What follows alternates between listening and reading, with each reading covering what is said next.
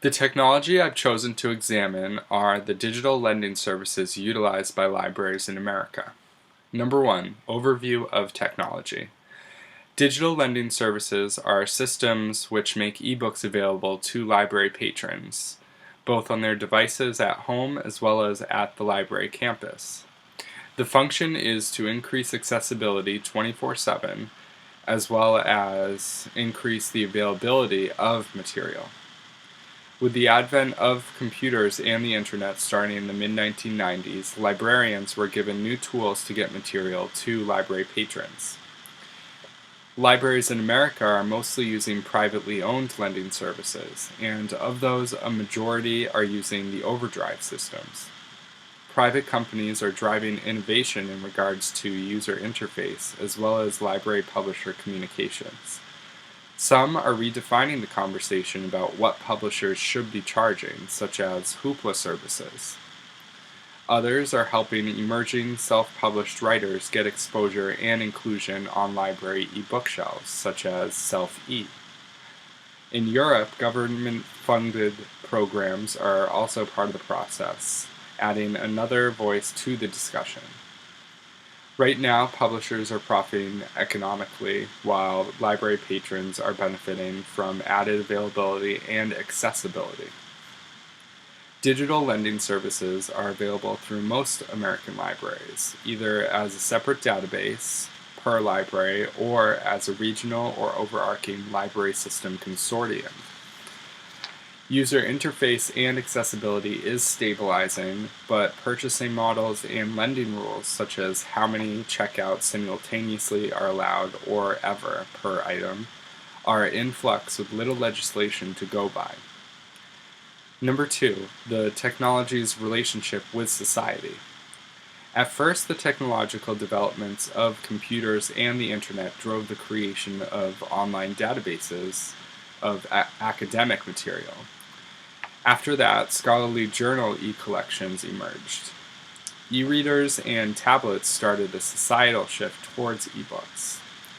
Sarah Cornell, a technological services librarian, recalls having to form a committee of madness to deal with the sudden public interest in borrowing e-books in 2009. Digital reading continues to gain popularity. In 2014, 28% of American adults had read an e-book in the previous year, up from 23% in 2012.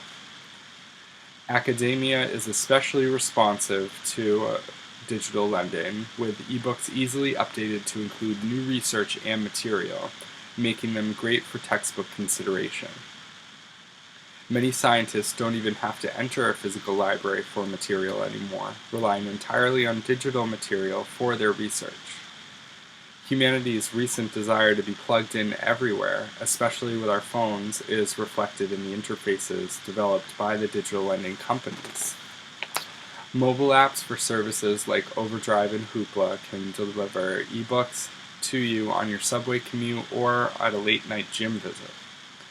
Students in grade school take advantage of this accessibility and also cite the privacy regarding their reading habits as another pro of digital lending. In general, most Americans approve and patronize their libraries, and that is partially because libraries offer material and services in new and innovative ways. Digital lending services are diversifying and slowly becoming more library-friendly, reflecting a public need for digital lending. As digital lending picks up steam, more publishers are getting on board. In 2013, Macmillan and Simon & Schuster entered the ebook lending market, surprisingly, reflecting a growing social demand. Digital lending's biggest cultural effect is the rising adoption of computerized reading versus print material. Most Americans still primarily read print media. Only 4% of adult Americans only read e-material. But over 50% of people 16 years old and up in America own a device capable of reading ebooks. The technology is already in place for digital lending to be massively adopted by the general public. Number 3, the socio-technical analysis. Because digital lending services are still in the early stages of existence, I felt that examining the technology through the lens of social construction would be beneficial. Social construction is when societal and cultural pressures drive technological developments. While the systems are fully operational, they are still mainly driven by society, as opposed to driving society, which is what will happen more if the technology of lending services is allowed to mature.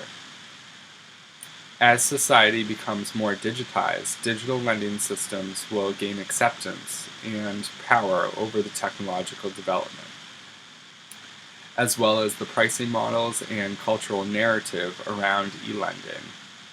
This is, of course, another example of non-human technology replacing human processing and the homogenization and mechanization of our experiences through McDonaldization.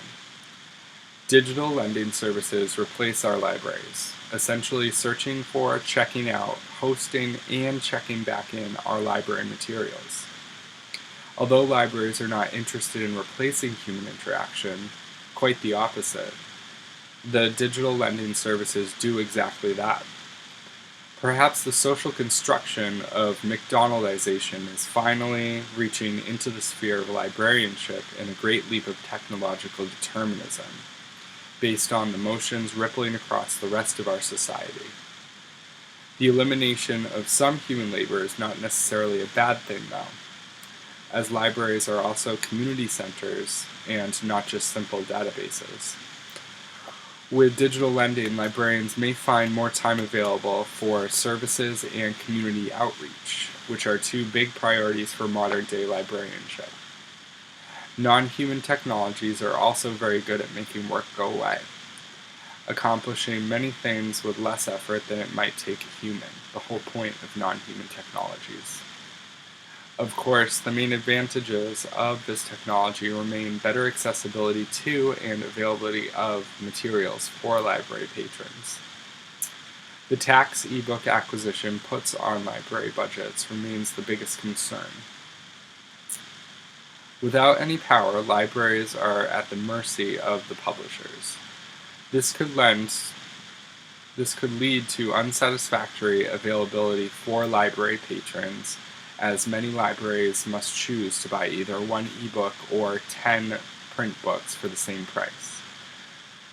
The death of the physical library is the ultimate negative possibility of continued reliance on digital media, although with the pricing and copyright disputes between libraries and publishers, this outcome seems unlikely. In looking at digital lending services through the lens of social construction, we can see how the technology has come to the present day with the pressures from society on it. Although greatly helpful to patrons and publishers, this system needs to find balance if it's going to be sustainable. Will that balance come as a friendly compromise between publishers and librarians, or will the government step in at the behest of libraries everywhere? History points to the second solution, but only time can tell. Thank you.